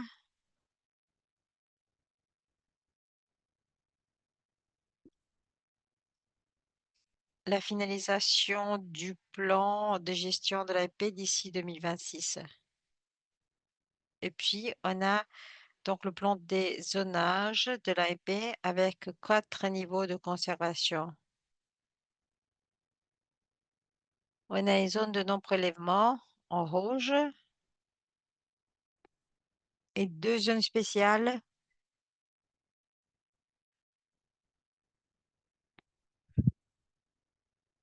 de préservation et une autre donc où la pêche est interdite. C'est très important de définir aussi les usages des ressources et donc il faut absolument préserver les ressources naturelles et les activités et aussi organiser les activités de pêche. Je ne sais pas si vous avez des questions, si vous désirez m'en demander plus. Merci beaucoup. Merci beaucoup, Julia. Alors, on va laisser la discussion pour la fin. On passe directement à Christina. Est-ce que tu es prête? Dans de la réserve des tortues des Toxeftra. Oui, oui, je suis prête. Alors, donc ça, par contre, c'est une IP bien établie. Donc, elle est là depuis 35 ans, cette IP. En fait, elle s'appelle Réserve des tortues de Lara Toxeftra. Et nous avons donc 2 espèces de tortues qui nidifient. Donc, on est dans la partie sud-ouest. Ça fait 7,21 km et dont 6 sont des zones marines. Et on est donc devenu une réserve marine en 89. On a la carrette à carrette et la tortue kawan. Et puis, on est devenu donc une ASPIM en 2011-2013. Et puis, on a aussi la péninsule d'Akamas qui fait partie du réseau Natura 2000. L'organisme de gouvernance est le département de la pêche et de la recherche marine. Il s'agit d'une entité gouvernementale et donc le gouvernement a un contrôle sur l'AIP, mais donc on a aussi Medtrax, une ONG qui s'occupe de l'effort de conservation des tortues, qui essaye de limiter l'accès aux nids en les protégeant avec 2 cages, et puis s'occupe aussi du suivi. Et puis, il y a Terra Cypria qui s'occupe des programmes pédagogiques et donc qui fait en sorte que des classes du monde entier arrivent ici pour des classes sur la conservation. Et puis, on a Merlab, c'est une entité privée responsable du plan de gestion et on va créer le plan d'ici 2026 avec les soutiens de Medpan. On n'a pas beaucoup de structures, c'est un lieu un peu isolé, c'est compliqué d'y arriver par voiture, mais il y a aussi des points d'info et donc les touristes qui arrivent peuvent donc avoir des infos et des renseignements. Et alors, les objectifs et la mission, protéger les sites de nidification des deux espèces. Et puis, on désire avoir d'autres actions pour les herbiers de Posidonie ou les dunes de sable. Et puis, on désire aussi mitiger les tourismes et les changements climatiques qui ont des effets négatifs. Et puis, les challenges principaux, c'est le tourisme. On est visité par 250 000 personnes par an, c'est beaucoup. Et aussi les changements climatiques qui ont un impact sur le sexe des tortues et surtout les températures à la hausse. On a plus de femelles et puis on a problème aussi de pêche illégale, mais cela est à la baisse car on a des gardes maintenant et donc grâce aux gardes, donc on arrive à empêcher ces activités. Puis comme Julia, on n'a pas, ou au moins, donc, on n'avait pas donc de vrai plan de gestion. Et donc, on espère en rédiger un très bientôt. Alors, notre réserve accueille beaucoup d'habitats, par exemple les herbiers des Posidonie, puis des substrats rocheux étendus, des dunes sablonneuses, et puis on a aussi donc des canyons marins qui pourraient être intéressants pour la reproduction des phoques moines. Et puis, nous avons la Posidonia qui couvre 6,4 hectares à une profondeur d'1 mètre. Et dans la zone d'Akamas, on a aussi de la Cystoseira sensulatu. Et donc, c'est l'algue brune. Et puis, on a aussi donc aussi un oursin non invasif, Diadema cetusum. Et nous avons observé la dégradation graduelle des herbiers ainsi que donc des récifs à cause des macro-algues. Et voilà, il y a un impact sur la stabilité des écosystèmes ainsi que sur la protection des tortues à cause des dynamiques sur le réseau alimentaire. Voilà donc qu'on désire protéger les habitats prioritaires, réglementer l'activité humaine et aussi garantir l'adaptation au changement climatique avec plus une gouvernance plus participative. Et puis, on voudrait aussi garantir la conservation et la résilience à long terme pour conserver les écosystèmes marins, les espèces de notre AMP. Voilà. Alors, il y a une situation vraiment difficile et très grave de l'état du récif et des habitats des Posidonie. Et aussi, donc, il y a une baisse de la nourriture pour les tortues, caretta et Quan. Et en plus, l'augmentation de la température de l'eau a un impact sur le sexe des tortues. Et aussi parfois, cela provoque aussi des comportements spécifiques des tortues à cause de la présence des touristes. Donc, notre objectif est de restaurer et protéger les herbiers des Posidonies avec peut-être des activités passives, peut-être aussi actives. Puis, on travaille aussi sur la restauration active avec la municipalité, mais pas encore dans la zone. Et puis, on désire repopuler donc la cystoséra dans les récifs. Et on peut le faire avec des restaurations actives, tâchant donc de transplanter cette algue. Et puis, on a fait de l'évaluation et de la modélisation des impacts de changement climatique dans les plages consacrées à l'aérification. Et on fait les suivis donc du pourcentage de sexe des tortues et on désire mitiger les activités touristiques. Et puis, donc voilà, on a 35 ans d'âge, on a fait, disons, on a une longue histoire à Chypre, mais il faudrait aller au-delà de nos contraintes nationales. Il faudrait faire plus. Il faut commencer un travail de planification de restauration écologique pour garantir donc la préservation des tortues à long terme. Merci. Merci beaucoup. Voilà, avant de passer à la discussion. Alors, je demande aux autres groupes s'ils sont prêts avec la présentation. Est-ce que vous êtes prêts avec votre présentation, oui ou non? Sinon, vous la ferez lors d'une prochaine session, OK? Oui, ne vous inquiétez pas, c'est bon, c'est bon. Voilà, vous pourrez la faire lors de la prochaine session, OK? Oui, Ali.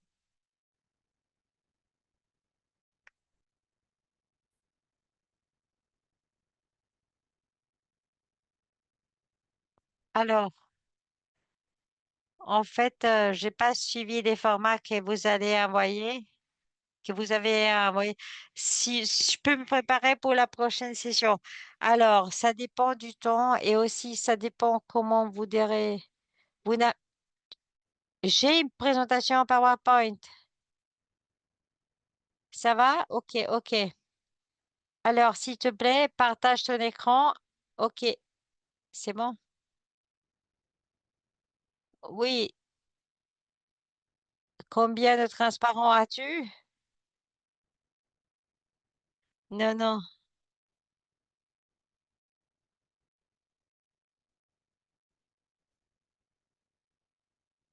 Alors, tout d'abord, je vais partager l'écran,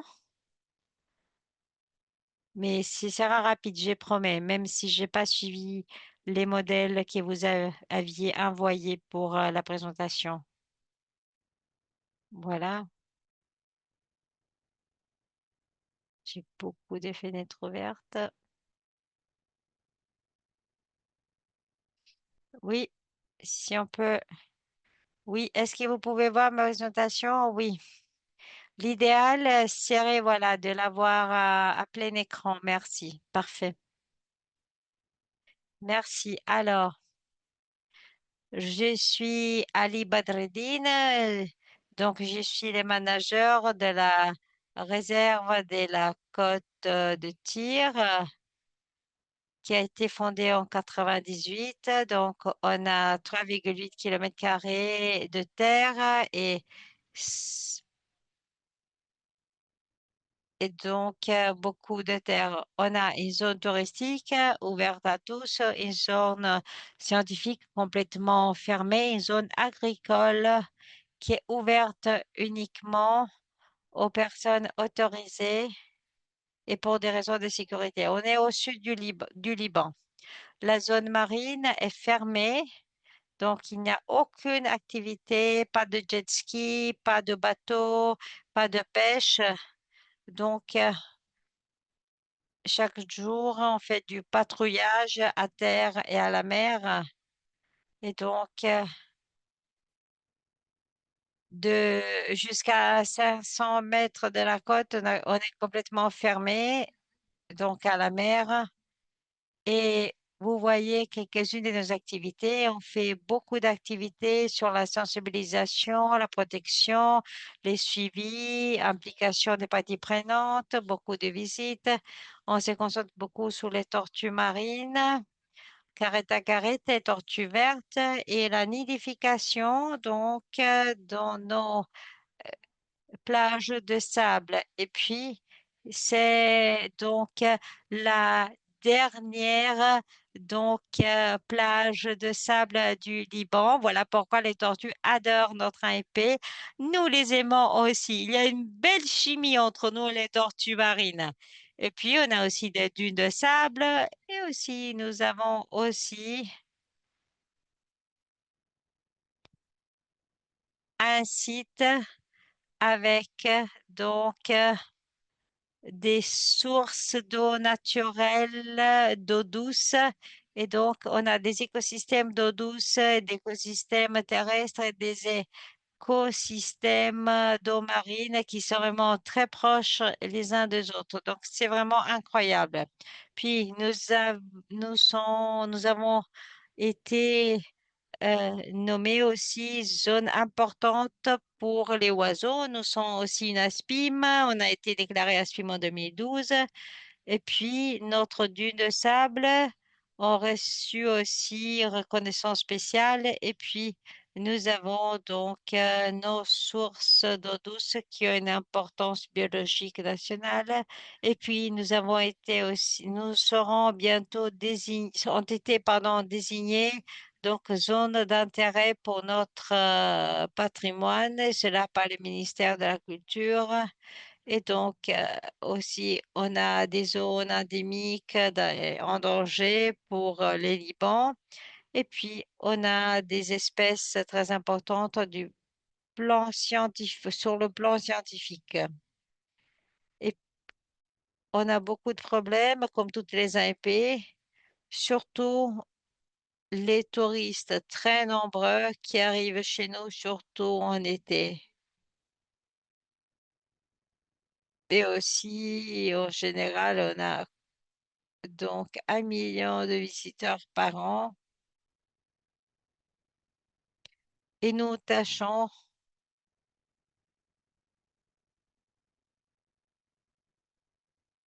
la question des menaces. On a quelques menaces, mais grâce au patrouillage, on a arrêté toute activité humaine. Et puis, on a donc température de l'eau, changement climatique, et puis voilà, floraison algale toxique, espèces envahissantes.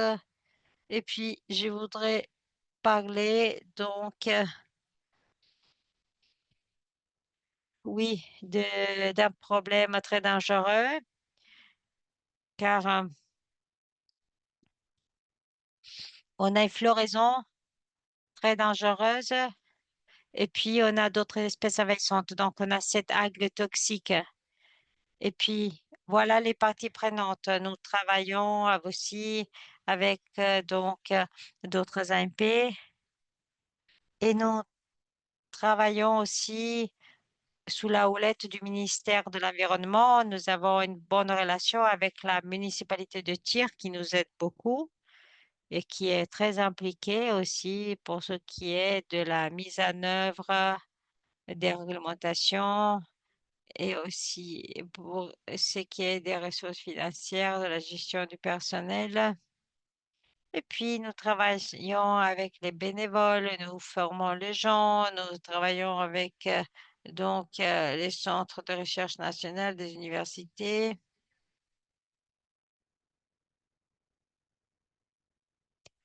Et on a mené beaucoup de campagnes. On a beaucoup impliqué les parties prenantes. On essaye donc d'échanger, d'avoir des opportunités, de, de collaboration et d'opportunités.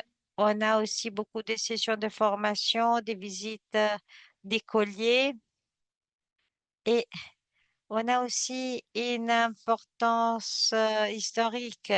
Nous tâchons aussi de mener des activités d'écotourisme pour montrer ce qui se passe donc au niveau sous-marin. Et puis, on pense toujours donc à l'émancipation de femmes, à l'inclusion de femmes, à l'égalité des chances. Et puis, on essaye de faire des opportunités, des formations, mais amusantes. Et puis, on est là pour, disons, gérer tout type, disons, de situations critiques. Donc, la réserve est aussi une opportunité pour permettre aux parties prenantes donc de collaborer. Et voilà. Notre réserve est considérée une vraie maison par les parties prenantes. Et voilà, écotourisme. On pense à ça surtout pour les tortues marines et par rapport à la restauration. Pour nous, la restauration est très importante car on a un plan qui met l'accent sur la restauration de quelques espèces de fleurs et sur les dunes marines, et puis aussi sur la cystosère. On n'est pas des experts par rapport aux techniques et donc il faudrait plus de suivi, plus de techniques. Mais je pense que cela, s'il y a l'entretien qui entre en jeu, il faudrait apprendre plus et donc avoir un budget à dépenser sur ça spécifiquement. Merci beaucoup. Merci beaucoup, Ali. C'était rapide, oui, oui, c'était rapide, je l'avais promis. Si je l'avais promis, effectivement, tu as été rapide.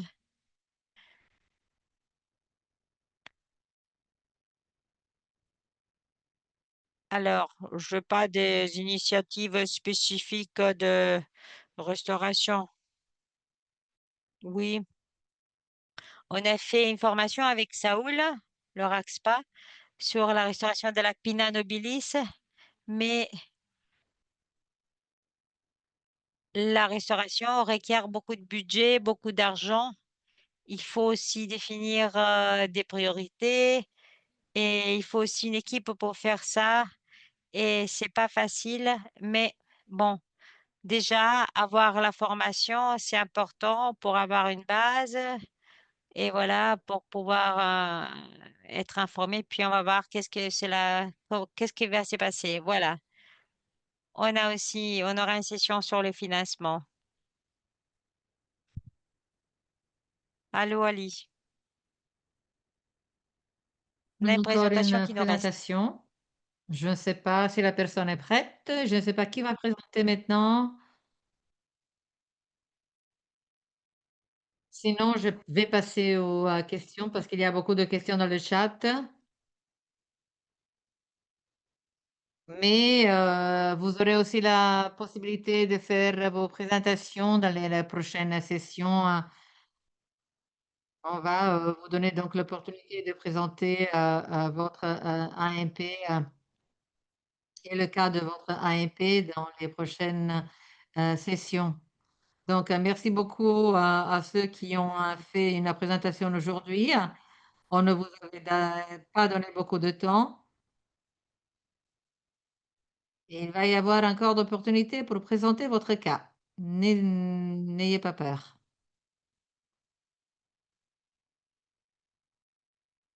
Alors, il y avait une question sur le nombre de visiteurs. Alors, de David Martinez, qui a demandé à Giulia, qui a répondu sur le chat. Je ne sais pas si vous voulez dire quelque chose. Et aussi une question pour Christina. Je ne sais pas si vous voulez dire quelque chose à propos de ça ou bien c'est bien comme ça. David? Oui. Oui, en fait, là, maintenant, j'ai vu la réponse et donc merci de la réponse. Pour moi, c'est bon. C'était une question assez générale. J'avais demandé s'il y avait des règlements spécifiques sur l'ancrage et le zonage.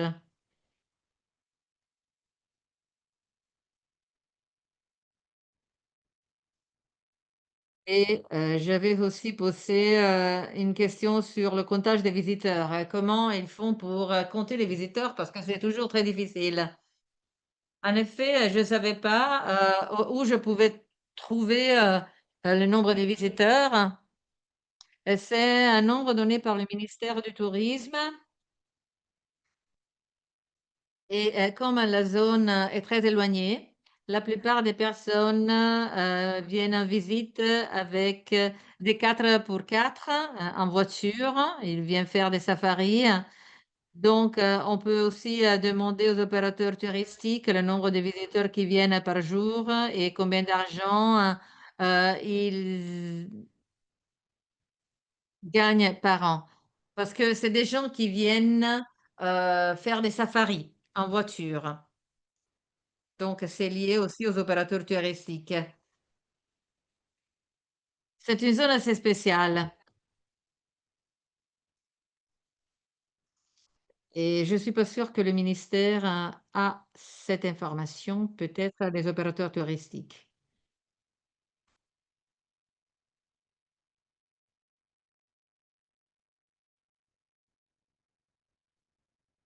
Est-ce que vous avez d'autres questions?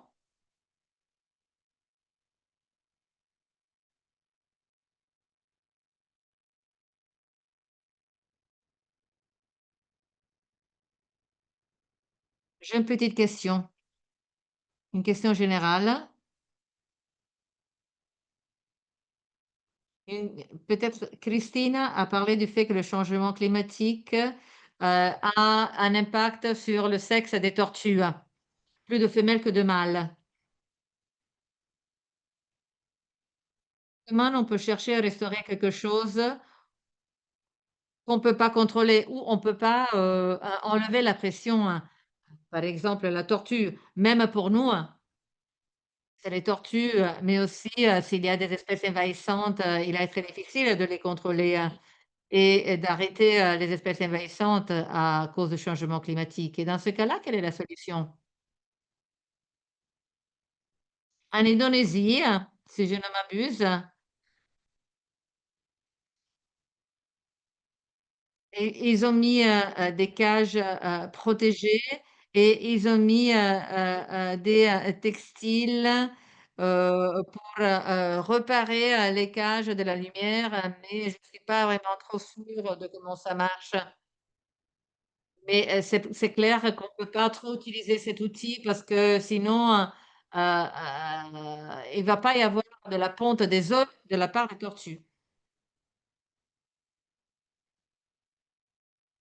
Et merci, c'est une très bonne question. Et si c'est très difficile de contrôler les pressions, qu'est-ce qu'on fait? Dans le cas des tortues, il y a aussi la capture accidentale et non pas seulement le changement climatique. Il y a aussi d'autres impacts, par exemple, le fait d'avoir trop de touristes. Et donc c'est, à Valence, ils ont fait des projets avec, les, pêcheurs pour, relâcher les tortues, une fois que les tortues sont pêchées de façon accidentale. Donc il y a quand même, des pressions qu'on peut contrôler, hein. Qu'est-ce qu'on peut faire? Il y a 2 réponses. Nous devons anticiper le changement climatique et ce qu'il va faire sur les écosystèmes et les espèces en général. Et il y a, des choses qu'on peut sauver.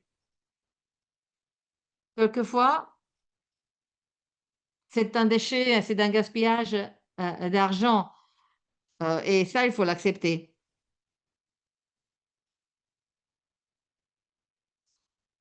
En, augmentant, l'état de santé d'un écosystème, on aide, l'écosystème à augmenter son potentiel de résilience, même contre le changement climatique. Donc, il faut voir quelle est la condition de santé de l'écosystème en général pour permettre à l'écosystème, de s'adapter au changement climatique. OK.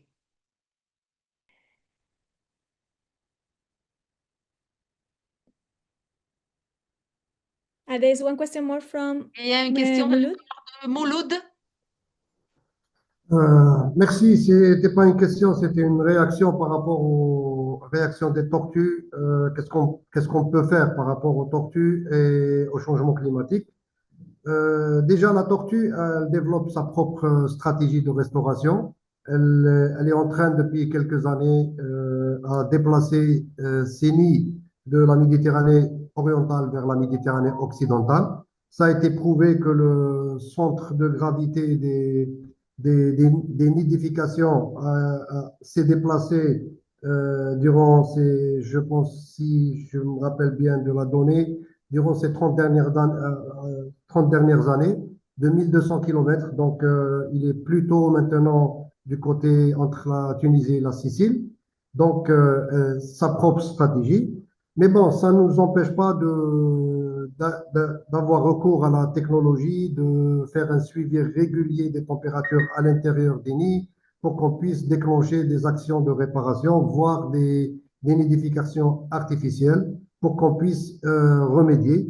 Mais bon, je ne pense pas qu'on est aujourd'hui là, parce que le plus important, c'est de protéger, parce que les facteurs de pression sont tellement importants aujourd'hui qu'il est plus prioritaire, comme ça a été déjà dit, de protéger avant d'aller à des actions de restauration qui sont, dans tous les cas, beaucoup, beaucoup, beaucoup plus chères que la protection. Ok, je vois que Ali veut réagir et pendant que tu réagis, Ali, je propose que ceux qui peuvent mettre leur caméra, parce que c'est important d'essayer de finir la réunion à 17h, s'il y en a qui ont d'autres engagements, on va essayer de respecter l'horaire.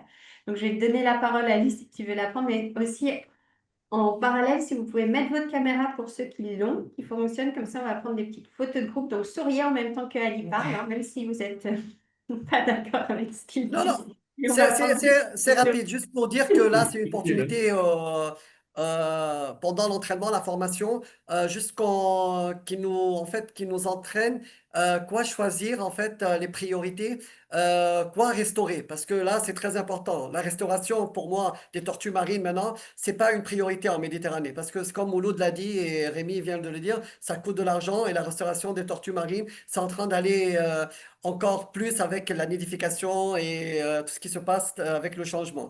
Et pour moi, les actions de mitigation, c'est la solution pour le changement climatique. Voilà, c'est tout. Voilà, merci. C'était trop rapide. Ali. Merci. Il faut prendre la photo là. Oui, mais Ali, alors, on va compter à 3 pour la photo. 1, 2, 3. J'en reprends une. Oui, bon. Un dernier mot aussi pour le groupe WhatsApp. Je veux dire quelque chose, on m'entend. Vas-y. Vous avez sûrement vu, parce que bon, la majorité d'entre vous sont déjà sur le groupe WhatsApp, on a créé un groupe WhatsApp pour les échanges info-pratiques, les liens de connexion, les informations de dernière minute. Donc n'hésitez pas à me contacter si vous n'y êtes pas. Je sais qu'il en manque certains d'entre vous. Je sais qu'il y a certaines personnes pour qui il fallait accepter d'entrer dans le groupe, etc. Donc voilà, c'est assez pratique. Eh ben, Mouloud, je vais vous rajouter tout de suite. Super. Et encore une fois, un grand merci à tous et un grand merci à nos intervenants, Rémi et Carole, aujourd'hui. Je pense que c'était une bonne introduction à cette formation. Donc, merci encore. Et puis, du coup, on se retrouve le 20 octobre, la prochaine session en ligne. Donc, on va vous contacter d'ici là pour voilà, donner des petits exercices, mais aussi pour garder voilà, ce momentum et voilà, déjà construire ce groupe voilà, au fil des semaines, des mois, pour tous nous retrouver voilà, au mois de novembre ensemble. Donc, merci à tous. N'hésitez pas à me contacter si vous avez des questions. Patricia, do you want to add something? ça c'est bien. Merci à toutes. Thanks to everyone, and I see you in 2 weeks. Bon, on se voit dans 2 semaines alors. Thank you all. Bye. Bye. Merci à tous. Au revoir. Thank you. Bye. See you next Merci à tous. Au time. revoir. Thank you, everyone. Bye. Merci beaucoup. Bye bye. Avec plaisir.